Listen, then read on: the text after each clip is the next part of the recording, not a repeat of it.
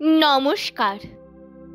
আজ স্বামীজির জন্মদিনে আমার নিবেদন কবি বলাইচাঁদ মুখোপাধ্যায়ের কবিতা এখন একমাত্র সাধনা হোক।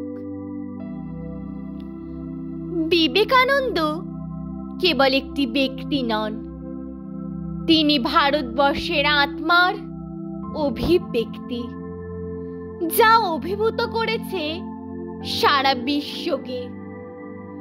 অভিনব বিরাট প্রতিষ্ঠান তিনি।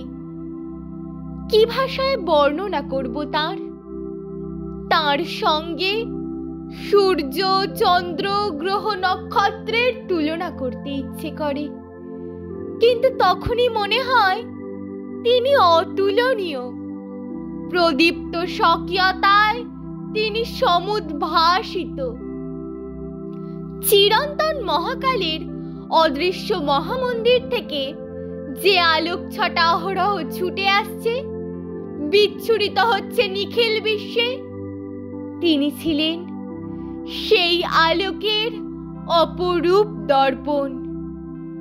সেই প্রজ্জ্বল জ্যোতিকে ধারণ করেছিলেন নিজের বুকে, প্রতিফলিত করেছিলেন স্বকীয় প্রতিভার জলজ্যোতিতে, জাগাতে চেষ্টা করেছিলেন দেশকে বিদেশকে। অতি চক্ষুষ্মান অহংকারীর চোখে দিয়েছিলেন জ্ঞানের আলো, অন্ধকে দিয়েছিলেন দিব্য দৃষ্টি। নমস্কার।